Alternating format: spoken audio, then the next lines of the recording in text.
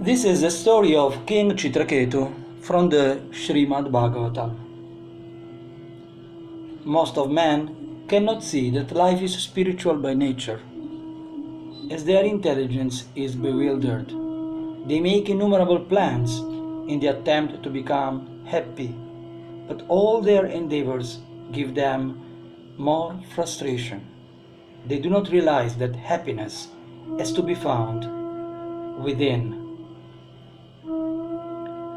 King Citraketu had everything a man can desire from life, but he was unhappy because he could not beget a son. The truth is that he had not yet discovered the joy of self.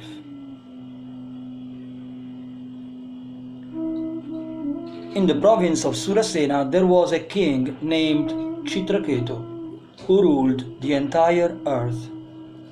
During his reign, the earth produced all the necessities for life.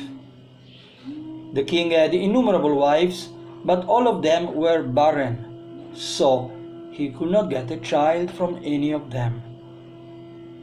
Born in a high family, Citraketu was beautiful, youthful, and opulent. However, neither his wealth, nor his queens, nor the lands of which he was the owner were sources of happiness for him, because he had no son. Once upon a time, the powerful sage Angira came by his sweet will to the palace of King Citraketu. The king received the sage with proper etiquette and pleased him with gifts and delicious foods. Although due to his powers, Angira knew everything, he inquired from the king about his welfare and that of his kingdom.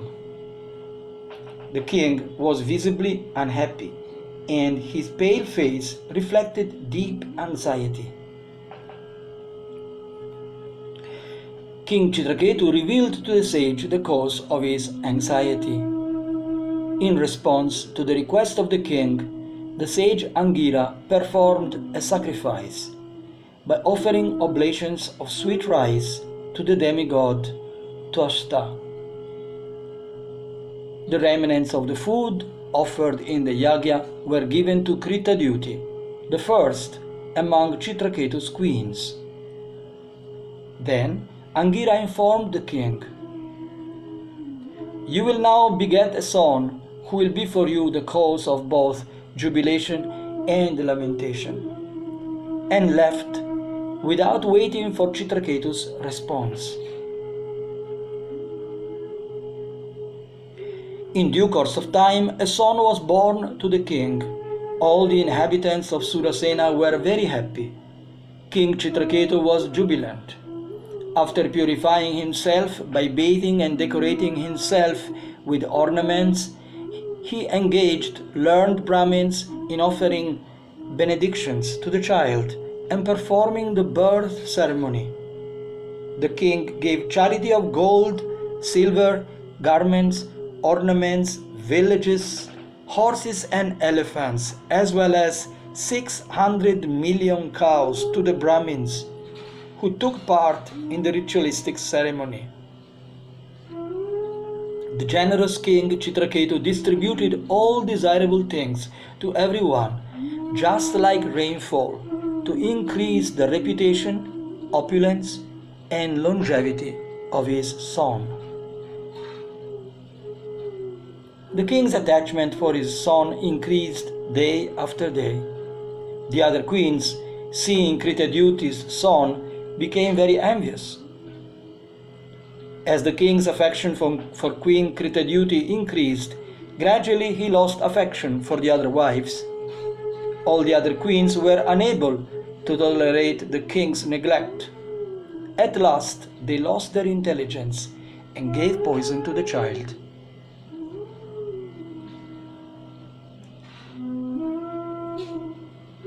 Unaware of the situation, Queen Kritadyuti walked within the house, thinking that her son was sleeping deeply.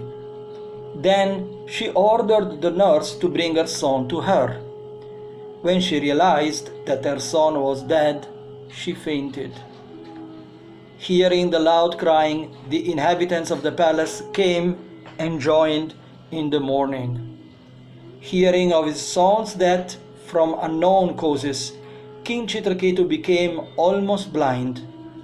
His lamentation grew like a blazing fire. As he went to see the dead child, he kept slipping and falling on the ground. Surrounded by his ministers and the learned Brahmins, the king fell unconscious at the child's feet, his hair and dress scattered.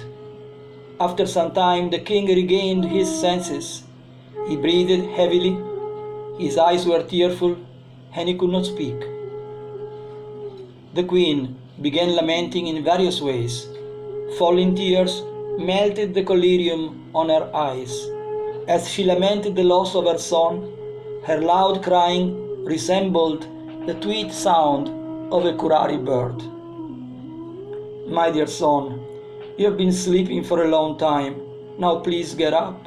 Your playmates are calling you to play. Since you must be very hungry, please get up and suck my breast and dissipate our lamentation. Alas, I'm so unfortunate. You have closed your eyes forever. When the sage Angira understood that the king and the queen were almost dead in an ocean of lamentation, he went to the royal palace with Narada Muni.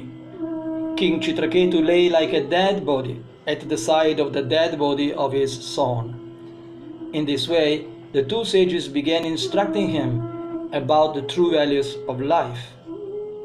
O king, the embodied living entities are just like small particles of sand. The grains of sand sometimes come together and sometimes are separated due to the force of the waves. What relationship does the dead body for which you lament have with you?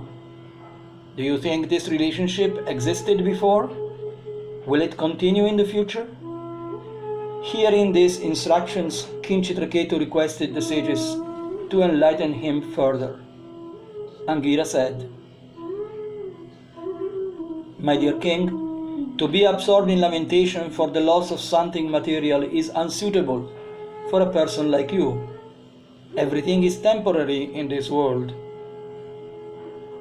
One's kingdom, military power, treasury, servants, ministers, friends, relatives, wife and sons are all causes of fear, illusion, lamentation and distress.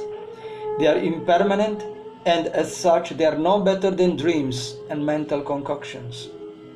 O king, try to understand who you are, whether body, mind or soul. Consider where you have come from, where you are going after giving up this body, and why you are under the control of material lamentation. Try to understand this, and you will be able to give up your attachments. Thus you will obtain peace.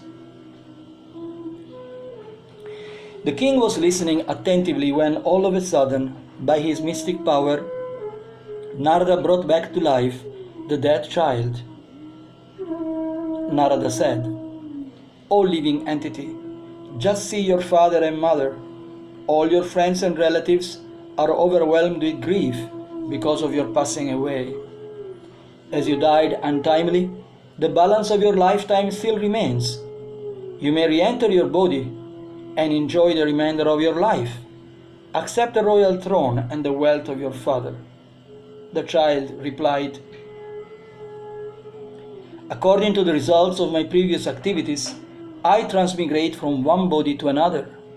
Sometimes I am a demigod, sometimes an animal, sometimes a vegetable, and sometimes a man. Therefore, in which birth were these two people my father and mother?